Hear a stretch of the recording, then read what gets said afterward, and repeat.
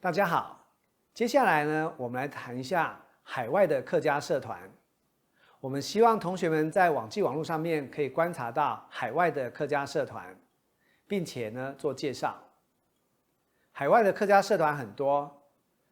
世界各地都有客家社团。以下呢，我们就来介绍加拿大的客家社团。那为什么要介绍加拿大的客家社团呢？因为加拿大是一个多元族群移民的社会，移民在加拿大的经济发展还有多元文化中扮演着重要的角色。根据2016年加拿大的人口普查显示，加拿大的移民超过了21.9%，人数有754万人。所有的移民中，中国占了11.4%。而台湾占了0.8%，人数大概在6万多人。在西元2011年到2016年间，有121万人移民到加拿大。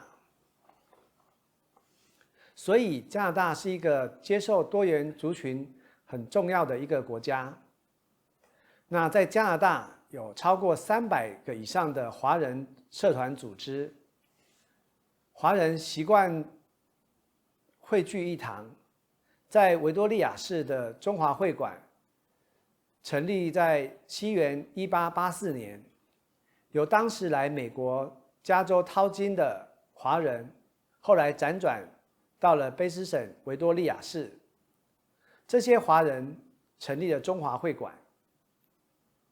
在1881年到1885年之间。有多达17000名的中国劳工沿着卑诗省建筑铁路，而维多利亚市的中华会馆，他的理事温金友便是一个客家人。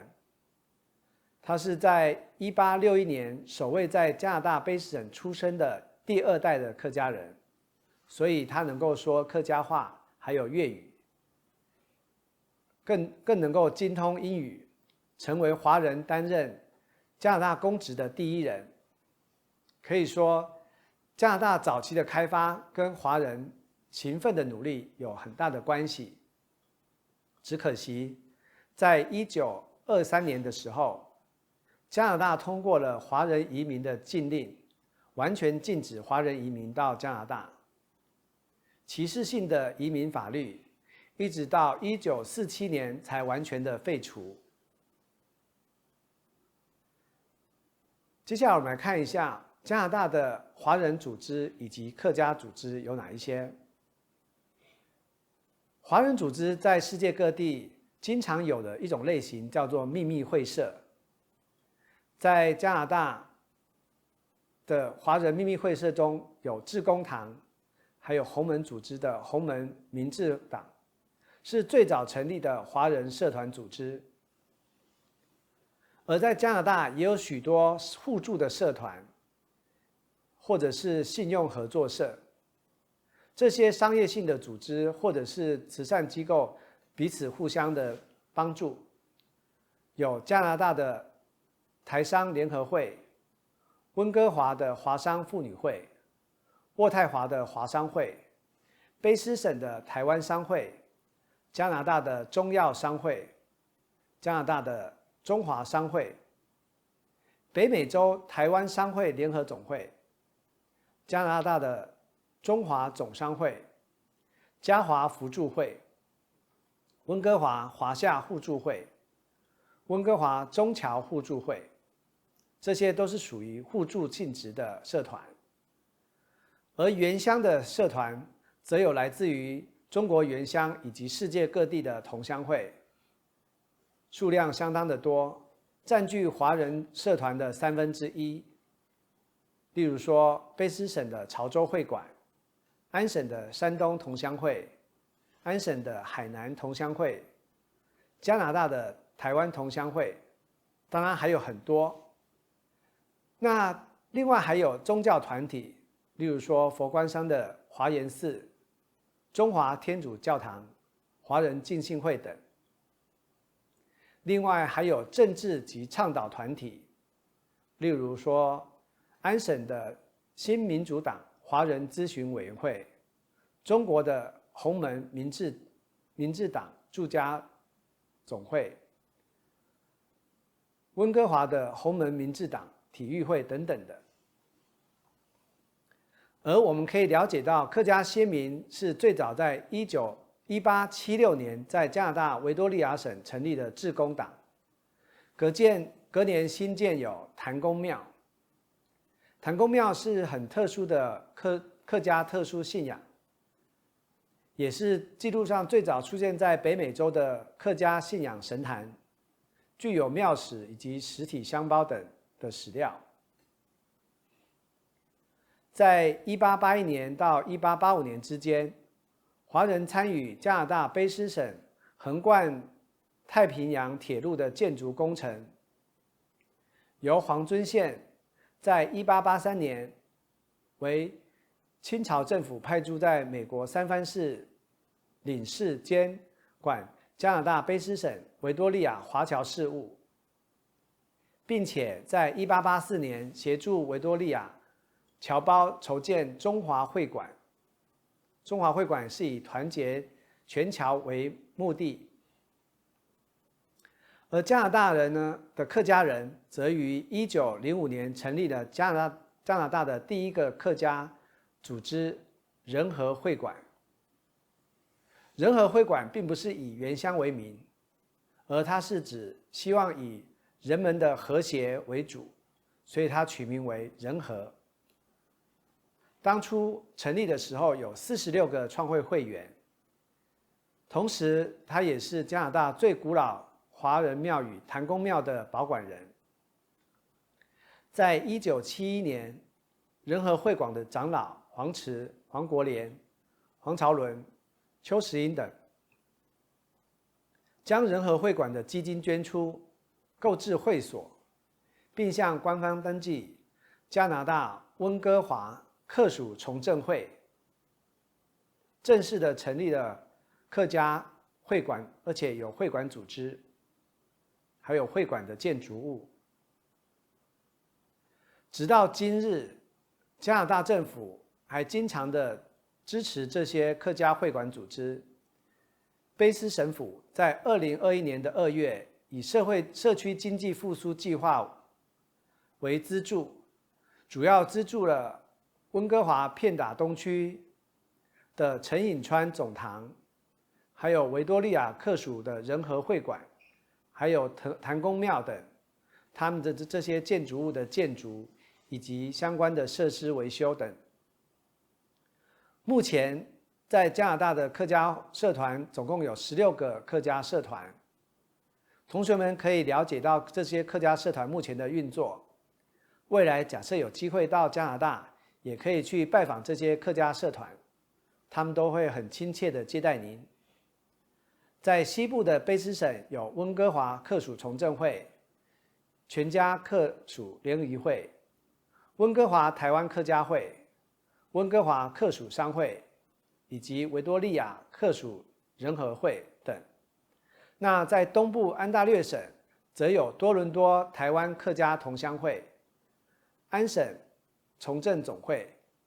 安省的惠东安会馆、多伦多客属联谊会、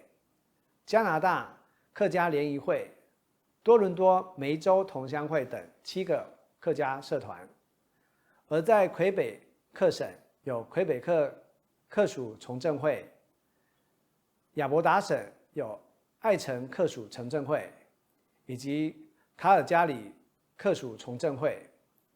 还有呢，就是加拿大的赣州客家联谊会。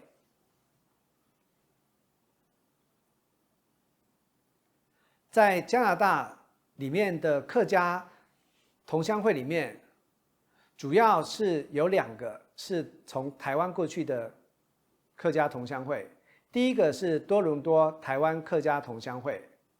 它成立之初是以家庭的团聚以及旅游野餐的方式联谊，彼此关怀照应。经过了许多年，人数不断的增加，直到了1973年，乡亲们觉得有必要将同乡会的组织更正规化，让客家同乡会在法律上能够取得政府的承认，借以发挥团体的力量，因此起草了加拿大客家协会，后来改名为多伦多台湾客家同乡会。除了每年举办会员大会以及理事会之外，也经常举办大型的艺文活动，诸如举办2000年的全美洲客家夏令营，以及客家剧曲之夜，邀请到国家级的表演团体荣兴客家彩船剧团莅临多伦多来进行表演。每年也都按照季节来举办各式各样的活动，包含有赏枫、钓鱼、烤肉等活动，充分的联系了乡亲的感情，也提升了海外客家的认同感。这是在多伦多的客家活动。另外，在温哥华的台湾客家会，也是台湾过去的重要客家社团。范江云鹤先生跟宋善清教授、陈荣生先生共同于1996年3月，在台家文化协会召开第一次的旅温台湾客家乡亲春节联欢会。到了1999年，总共有192位会员参加第2次的会员大会，当时就通过并修改会名名称为温哥华台湾客家会，正式的成立了温哥华台湾客家的组织。而现任的会长刘世荣，并且设有理事数人，这些从居住在温哥华的客家乡亲所组成的。温哥华台湾客家会会员人数大概超过200人，每年举办会员大会，会长属于1年1任，可以连任1次。每年的活动包含有举办春节联欢会、端午节乡亲联谊会、中秋节等等。那这个社团的宗旨当然是为了促进台湾客家乡亲之间的联谊以及互助，并且传承发扬客家文化，提倡休闲活动，同时举办台湾节庆相关的活动。除了每年召开的会员大会之外，在春节、端午、中秋、重阳，还有客家等相关的节庆，例如说天穿日等，这些节日呢，我们都会举办相关的节庆活动，并且提供相关的特色食品，同时也会定期举办一日游等休闲活动。在外部的关系上，温哥华台湾客家会跟温哥华的侨教中心、台家文化协会、全家中华总会馆、温哥华全家欢联谊会、大温哥华台湾侨界联合会、大温哥华同乡会，还有卑诗省台湾商会等等的组织都有经常性的联系，同时也是美加台湾客家联合会的团体会员之一。而且这个社团呢，设有专属的粉丝专页，活动相当的活跃，每个月大概都有7、8则的贴文，尤其是在举办的新春活动之后，就会把相关的照片、影音都把它放到上面去。像在2021年的3月，就举办了客家传统宴、客家料理的4问4场线上讲座，教导当地的客家人如何去进行客家料理。社团的经营基本上相当的良好，但是目前呢，有许多的会员陆续回流到台湾，而且年老的乡亲病逝或者是不便出席，每次活动出席的人数目前已经降至40到70人。目前台湾客家社团在加拿大的发展主要是以温哥华台湾客家会，还有多伦多台湾客家同乡会为主。传统的海外客家社团功能已经不再存在。过去的海外社团通常是为了接济前来移民的客家乡亲，还有帮他们找到工作。他们可以帮他们提供社会经济服务等服务，目前已经失去了相关的重要性，因为有以下几项原因。第一个，他们已经不再保护他们免受西方的歧视，而且对于客家认同的人口逐渐的减少。西方社会对于客家的歧视相对也较以前减少的相当的多。当地的华人更能够融入西方社会。另外一个原因是，华人社会中经常有成立两个对立的政府，台湾跟中国，导致移民地区的华人社团分裂以及不团结，因此失去了海外社团原有的功能。而在加拿大的客家社团发展的困境呢，是社团的第二代、第三代逐渐的不加入社团的活动，而当初成立的第一代又有部分已经回台湾，当地的客家信仰也逐渐不受到年轻人的重视，许多加拿大华人信仰的组织或单位，或者是建筑物，目前都转为博物馆。虽然有很多人大声疾呼这些客家信仰跟客家文化以及客家族群有相当紧密的关系，但是例如说谭公庙，它是要依靠仁和会馆的支持才得以维持。新一代的移民已经不再依靠会馆来获取资讯，他们透过网络上的资讯就能够获得相当多的资料，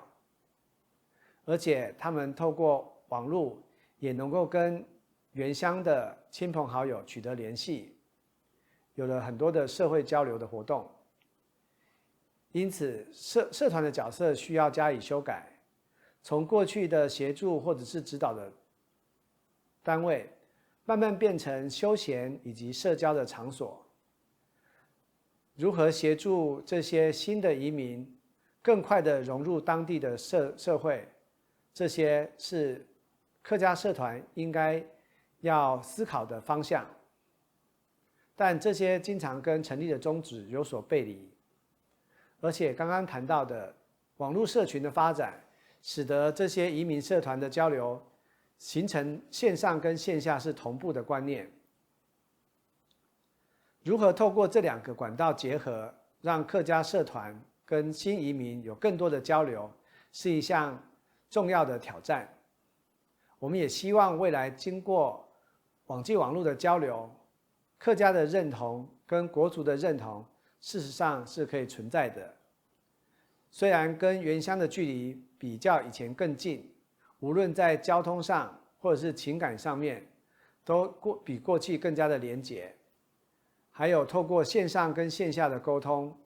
跟原乡保持着很紧密的关系。我们也希望移民的客家人可以很快的融入当地的社会，融入当地的生活，让在地的客家人能够很快的能够适应在地的生活，与当地人进行交流。